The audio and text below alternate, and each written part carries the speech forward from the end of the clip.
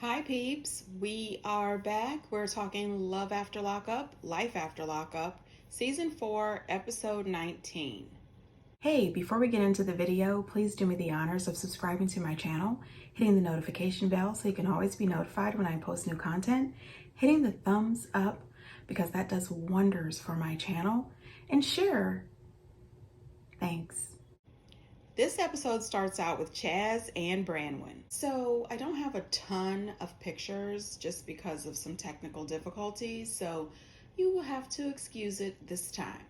Anyway, Chaz, shows up with the flowers, and Brandon tells him, you've been talking to Tawny, give those flowers to her, get the F out of here. She's riding this high horse with that hair weave that looks like the tail of a horse. Anyway, I'm being rude. I'm sorry. Chaz gets upset and he runs out and he throws the flowers on the little stand in the entryway.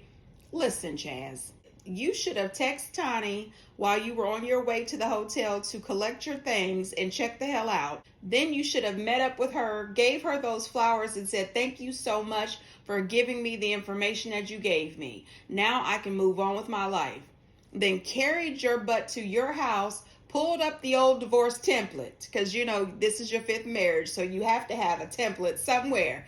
Fill in the new wife name, Brandon, and start these divorce proceedings. Okay, Brandon played Chaz like a puppy. It was really hard to watch. It really was. She twisted the entire story around. She gaslit the hell out of Chaz. The way she was gaslighting him, if anybody struck a match, Chaz would have blew up right then. The man was chain smoking. He was following her around. I just want to talk to you for a minute. I just want to talk to you for a minute.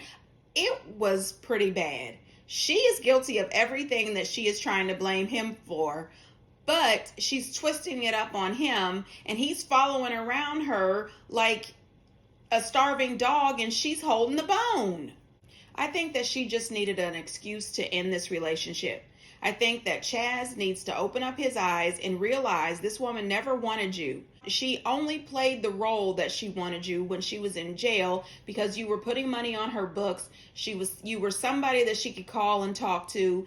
It was all a facade. She's sitting here acting as if she's the victim. You're talking to Tawny. You're talking to other people. Go ahead. Go ahead. That's why I don't want to effing be with you. And he's apologizing to her. Stop with all the lies and the pretending. You never wanted to be with this man. You never cared about him at all. Chaz makes this comment that he's upset. He didn't want his marriage to fail. But my thing is this, Chaz, this is marriage number 5. If this would have been marriage number 1, number 2, I could say, yeah, nobody really wants their marriage to fail. I'm sorry, Chaz. But this is marriage number 5. And you knew who she was when you started communicating her from jail. And so, buddy, listen, you rushed into this marriage right off the rip. Then he makes a comment that he's more lonely in his marriage than he was before. Well, that is another red flag. Take your ass back to Kentucky, file for divorce, and seek therapy. I think it's also really weird that all of a sudden Rola is out of jail and now she is done with Chaz. That's why I don't want to be with you. She just wants to be with Rola. Go ahead and say that. You know what else? I really hated seeing him keep on following her and her friend Jessica, trying to get Brandon to talk to him. Chaz, where the hell are your balls? Boy, man up, boss up. This is ridiculous. Don't chase after this woman. She is talking about Chaz was talking to somebody on the phone. Meanwhile, you have an escort profile on Backpage. You're talking to every ex-con boyfriend that you have ever had. And yet, Chaz is the problem. Okay, you know what's going to happen? At some point, Brandon is going to be calling Chaz because she's going to need or want something. Also, when she tried to say that she wasn't on Backpage, that wasn't her online profile, she was just putting something out there, an ad for one of her friends, and the producer asked her, if you were just out there putting an ad up for your friend, why is all of your stuff still out there? Why is all of your photos out there? She was completely silent. That was a dumb lie she tried to tell. That doesn't make sense. Everybody's supposed to just believe this woman. Get the hell out of here. And did anybody else notice that that little slow talking baby voice disappeared? When she was telling Chaz to F off and screaming at him to stop following her, I didn't hear that little baby voice. And that slow talk was gone. She is a fake and phony ass woman. Chaz, move on. Puppy and Amber. So Puppy decides to throw a barbecue at her house, and she invites her new boyfriend TC, and he comes over with his two sons. It's the first time that Amber is getting the opportunity to meet his little boys, and I thought, well, this is good. It's a get together. There'll be a lot of people there. She'll have the opportunity to, show off her hosting skills, talk to the young men and find out what they're interested in, and it's one of those situations where me as a mom, I would be a little nervous about my ex bringing my children to visit this ex-con who still has, 20 to 19 years left on her probation. But they're with their father, so everything's going to be good, right? Well, nuh-uh. Eric and Puppy shows up. The first thing Amber does is check to see if she's cool with Eric. Who gives a damn if you cool with Eric? He's over here at your house. He better act respectful. You know what I mean? Who gives a damn what he thinks? So anyway, they chop it up. Everything's fine. Everything's good. The next thing you know, Eric gets a text message from his wife, Heather, and she lets him know that Amber has been reaching out to her. Now, honey, listen. I said it in my last video. I didn't think it was a good idea for Amber to reach out to Heather because Heather is this man's wife. Leave her alone. She didn't ask for Eric to go out and cheat. Leave that woman alone. I don't want to see her and Puppy pitted against each other. It's Eric that is the problem, not Heather. When Eric lets Puppy know that Amber has reached out to Heather, Puppy gets all upset and she says, "What are you doing reaching out to my enemy?" Okay, first of all, why is Heather your enemy? Eric is Heather's husband. Okay, the enemy is Eric, not Heather. So your anger at Heather is really misdirected. Leave that woman the hell alone. While they're starting to get into this argument, Amber's new boyfriend, TC, says, why the hell is it as soon as they walk through the door, the party stops? This argument escalates. Amber was trying to tell Puppy that she was just trying to help. She says, you're always crying on my shoulder. You're always telling me what a horrible relationship you have. He won't get a divorce. He's X, Y, and Z. And I was just trying to help you out by reaching out to his wife to find out if they are truly getting a divorce. The argument goes back and forth. The next thing you know, Amber lunges for Puppy's throat. I said, well, what the hell? This has turned into a death match in the middle of the kitchen. Now, let me tell you this. Amber had no business trying to choke Puppy. Puppy may be a pain in the ass. She may be doing way too damn much, but she's pregnant. And not only that, TC's children are there. This is not appropriate.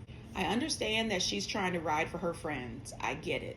But she knows that Puppy is a mess and that she is all over the place.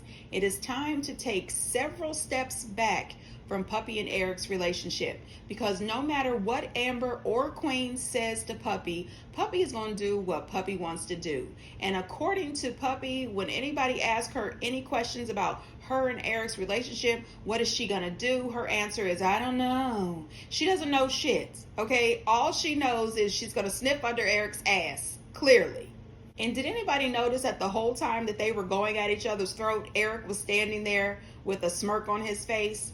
He didn't step in and say, hey, she's pregnant. You guys, this is too much.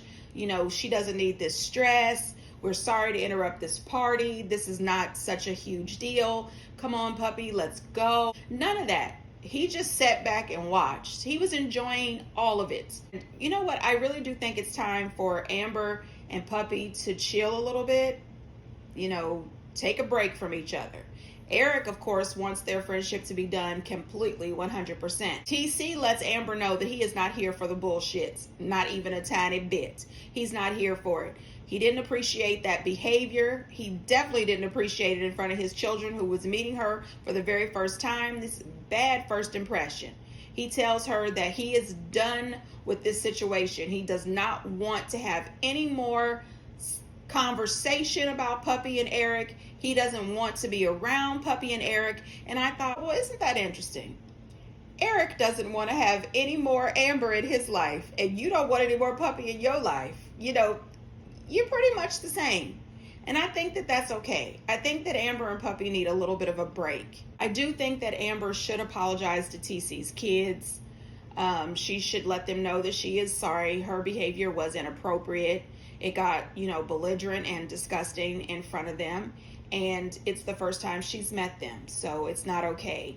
And that's another reason as a mom that I would be a little leery about this man introducing my children to this woman and her group of crazy friends. So if Puppy wants to continue to be Eric's doormat, that's her business. That woman is grown, even though she acts and speaks like a child. You have to let her do what she's going to do. So as far as I'm concerned, Puppy is an absolute example of why you just stay out of people's business. She wants to tell you all the ins and outs of their relationships, all the details, but as soon as you voice your opinion or you try to take action to help out, she's upset. That's not your business. You reached out to my enemy. It's a bit much. At the end of their segment, Eric tells her, look at this door tag that was hanging on the door. Heather has filed for divorce. Right. Heather has filed for divorce. Heather is sick of your shit. Heather is out, okay? That's a big difference than him telling Puppy that he was trying to file for divorce and that, Heather was holding things up. I think that was the reverse. I think Eric was the one holding things up, and Heather has been trying to be free for quite some time. These two, by these two, I mean Puppy and Amber, they have got to stop this. Leave us alone with this shit. We TV, please stop bringing Puppy and Amber on here. Stop bringing Marcelino and Brittany on here. And please get rid of Brittany and Ray. All three of these couples, we don't need them no more. We are past it. I'm just saying. Beyonce and Lindsay. Lindsay has been out of jail for a full 3 weeks. And she is at work with Blaine, and supposedly they do construction. But she showed up in wearing boots with a heel on them. The little cute anklets. I said, I have never seen anybody working construction with anklets on. I mean, those are not even appropriate construction shoes. It was just too much, and it was giving real fake and phony. So Deontay calls and tells her he's about 30 minutes out. Now, we all know from my last video that from Newport, Virginia to Corinth, Mississippi, where she lives, is over a 12-hour drive. It's over 800 miles. And she didn't really want Deontay to be there. However, she's the one who told him to come on. Remember that last episode? Well, come on. She said for him to come. Well, when she finds out that he's 30 minutes out, she rolls her eyes. She doesn't even truly want to say, I love you back. She's miserable about it. And I'm thinking, girl, why did you invite him? Why did you let him drive over 12 hours to come see you and spend that kind of energy and gas money? You know how much a gallon of gas is? You let him drive all the way down here when you really don't want to be bothered. Then Blaine takes the opportunity to let her know, by the way, I've been harboring all these feelings for you all this time, and I just never, let you know about it. And she's sitting there looking all bashful, eyelashes fluttering. Oh, little old me, little old sex kitten me. You're interested in me? As if she didn't already know it. Girl, quit playing with us. And then he goes in for the little forehead kiss. And Deontay sees it through the window. Boy, does he have attitude. As if he didn't already have attitude. So she comes out and her and Blaine hug. And then she gets in the car and doesn't so much as hug Deontay. She doesn't kiss Deontay. I said, girl, why don't you just slap him 5? You know what I mean? It was none of that. Deontay proceeds to lay into her about not calling him for days on end. She doesn't respond to his text messages. She doesn't say she loves him anymore. Like, he's going into his full, stage 5 clinger mode and expressing to her his concerns about their relationship. Meanwhile, Blaine has just left her 2.6 seconds ago, and he's texting. She is replying to his text messages, which blows Deontay's mind. Okay, he said, stop the bus. He is not here for this shit. He starts to go in on how upset he is about their relationship and their communication. And she was a much better girlfriend to him when she was locked up, with all the phone calls and everything. This man is losing it slowly but surely. What am I saying? He's already been nuts this whole time. Anyway, she gets upset when they get to the stoplight. She bails out the car. Yes, honey, she bails out. Her and her little anklet boots. The same one she was doing her construction work in. Anyway, Deontay ends up getting out the car and telling her how much he loves her and that he is so sorry. And I said, you know what? She's got those warrants out for her arrest. And you are a black man in Mississippi in a tiny town. I don't think this is a good idea for y'all to be acting stupid out here on the streets. Not all right. You don't want the cops to roll up. She had already made some kind of comment about she can't even text and drive.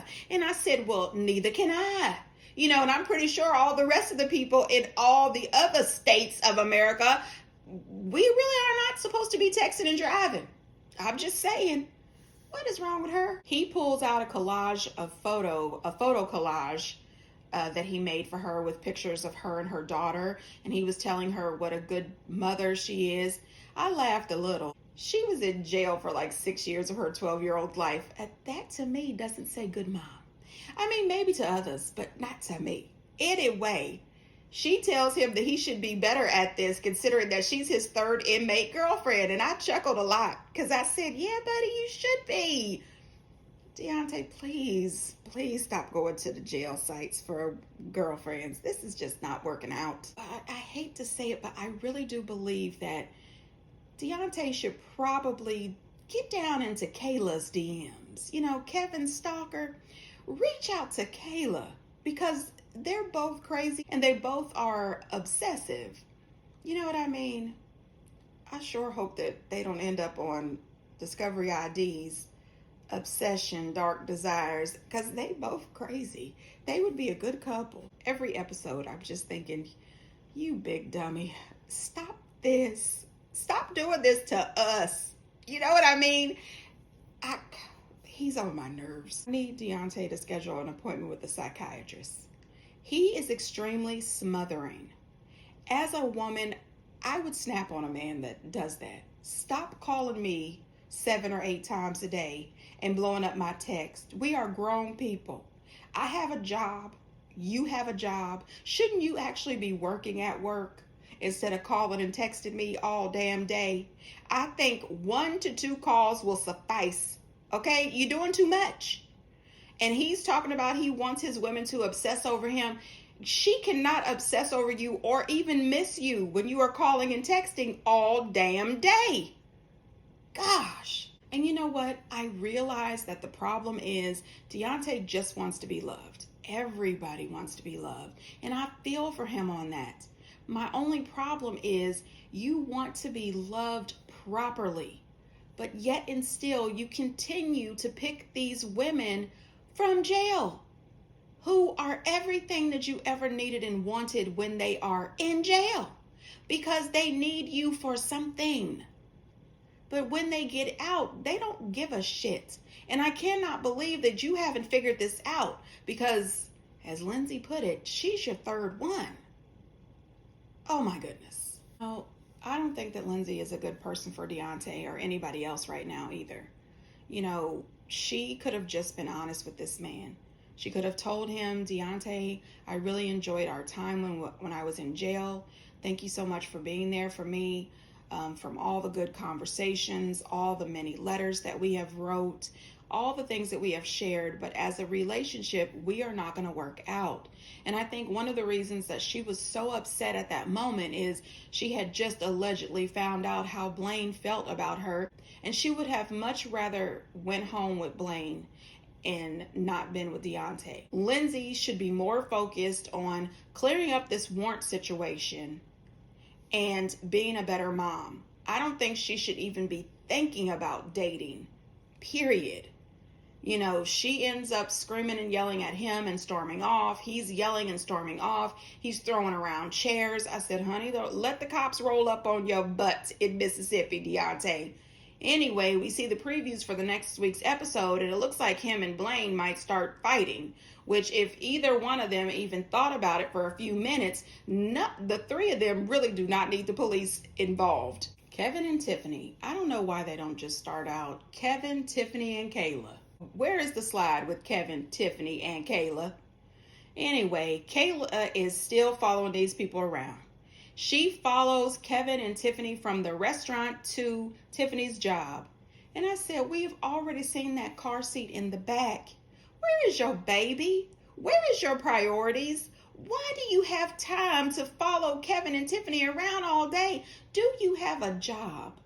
This is too much. So Tiffany gets out the car. She has no idea that stalker girl has been following them all day. She goes into her job, and Kayla is outside contemplating going into the job. She told Kevin that she was going to go in there and whoop the hell out of Tiffany and, put her in her place. Excuse me, ma'am, what? You are an ex-girlfriend / stalker lady. How are you going to put this girl in her place when she thinks that she's Kevin's girlfriend? What is that? What does that dick do? I need to know. His dick does tricks. It has to, because what? Either that or he's the only guy in town, and we know that's not the truth. What the hell is going on? So Kevin pulls up next to her and asks her, what is she doing? Why is she following him? She's out the side of the car screaming and hollering at him. How could you do this to me? This is ridiculous. I was your girlfriend. I've been with you all these years, and just screaming and hollering about how she's going to, whoop Tiffany up. And the next thing you know, he says, can you just get in? You just standing outside doing all this screaming and hollering. She goes from screaming and hollering at him to telling him how much she loves the dick. And he's all, I care about you. I love you, girl. And the next thing you know, they're in there lip locking. I said, well, what? Damn it. How did we get here? Listen, please, somebody drive her to the nearest psychiatrist's office so she can pick up some self-esteem. What the hell is going on? I was completely, I don't know what's happening. She starts crying. I love you. I mean, it was really too much. But, they did a lot of close-ups on her. Close-ups on her face, close-ups on her neck. And at that moment, I remembered Kevin is 40 years old. So I'm thinking that Kayla is probably 40 also. And for some reason, her behavior made me think that she was maybe 22, 23 years old. But then when they, went in on her so close up, I said, no, she's a little bit older than that. Her maturity level is that of a 22-year-old, maybe 17. I might be doing too much. Anyway, she ends up going home with him. And I said, wait a second. He just had sex with Kayla the other day. Then the next day he had sex with Tiffany. And now he's having sex with Kayla again. Are they wearing condoms? This is starting to bother me. And then on top of all of that, she decides to make a video of herself in Kevin's bedroom, Tiny Tim in the shower. And then she says that that's her dick, bitch, and tells Tiffany to leave them alone. And then she sends the video to Tiffany, then deletes it so that Kevin doesn't know that she's done it. And Tiffany gets the video and she says, okay, well, thank you so much. That lets me know about him. But wasn't it just a few episodes ago we seen Tiffany get in the car with some dude? Yeah, they are all just a bit too much for me. My advice to Kayla is please try to find love for yourself. You can do better.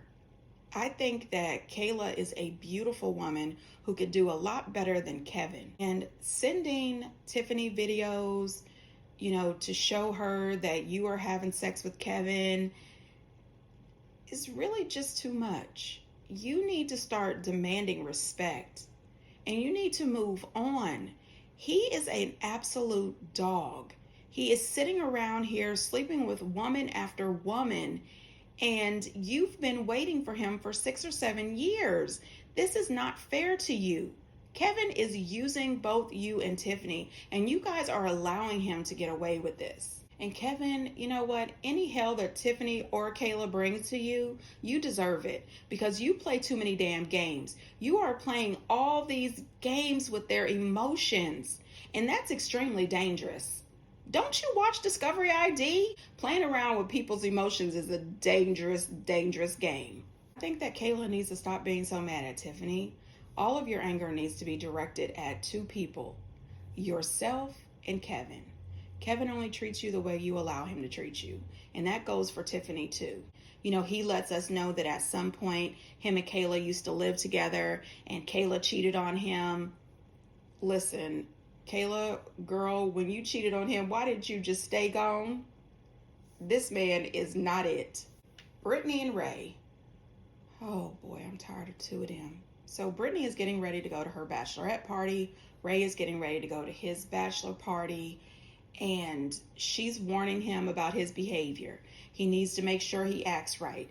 If they go to a strip club or something, he better be acting like a gentleman. She doesn't want to she doesn't want to hear about him doing anything that she wouldn't like. And he pretty much tells her to worry about herself. And that is the truth. Girl, what the hell is going on? This is your fiance, not your child. You go on and do what the hell it is that you and your friends are about to do. Go enjoy your bachelorette party, whoop it up, and you let him go ahead and do what the hell he doing. This is ridiculous. Stay off this man's neck. I just can't understand this. So she goes to this cupcake decorating place with all of her girls and one of her guy friends, and they're having a great time. And I thought, this is a real cute bachelorette party idea. And then this stripper guy comes out, and I said, who hired that guy? Okay, was there no photos? Was it no? He's not it.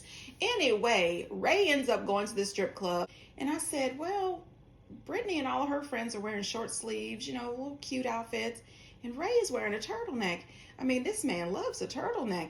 Anyway, one of Ray's friends, the one that had the green shirt on, that man was real cute. Yeah, I was looking at him a lot. Anyway, they were talking about the prenup, and having a little hookah. And Ray is still very upset about this prenup. He says that he could have chose to stay with his family, and his family does pretty well as well. But instead, he chose to stay with her when he first got out of prison. As if he deserves some kind of medal for that. No, he doesn't think that he should have to get a prenup because he has proven himself to her when he moved in with her instead of moving in with his family. No, sir. I think that she still should get the prenup. This is family wealth. This is family property. And she should not risk losing her family property because she loves you. Her family doesn't love you that much. I mean, I'm sorry. I think that Ray is a really nice man, and I think that Brittany is too damn much, and I kind of wish that Ray was with somebody else. But at the same time, she has every right to protect her family's assets. Go on somewhere with that, Ray. Sign this prenup and get on down the aisle if that's what you want to do. Taylor and Chance. Now, honey, listen. I can't stand that man. They go to visit a wedding venue, and it's a wedding venue that I thought was absolutely gorgeous.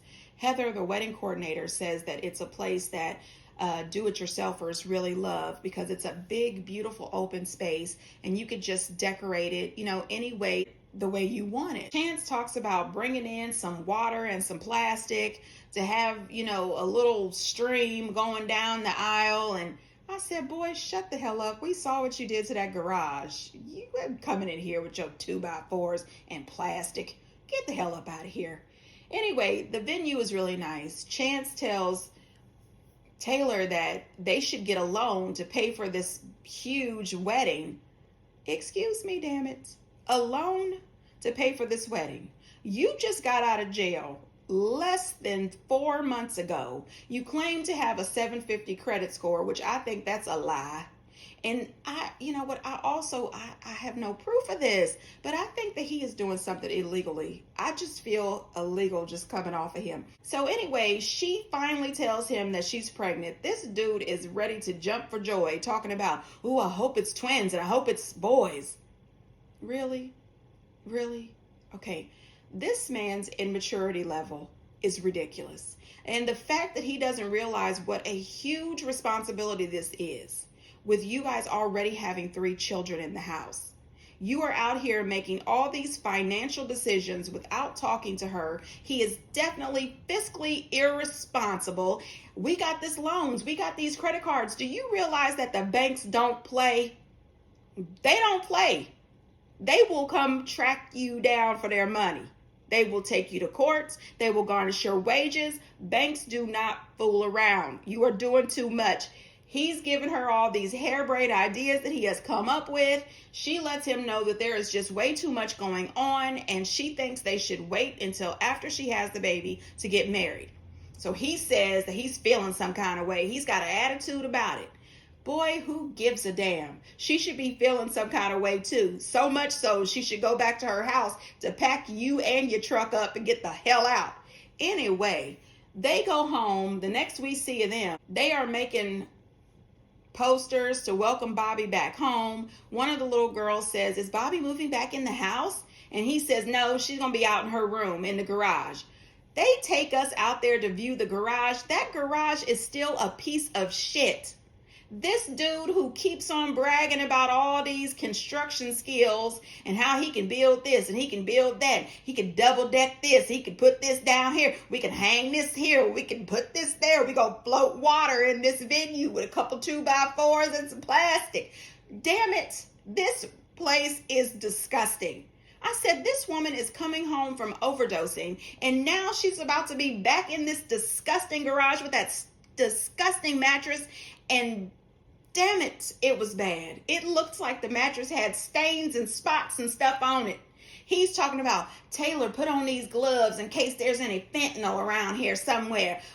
Just a little bit on your skin could cause you to get sick and overdose. And, you know, if Bobby causes me to go back to jail, boy, if you don't shut the hell up." Oh my gosh, this man is a walking, talking disaster, red flag.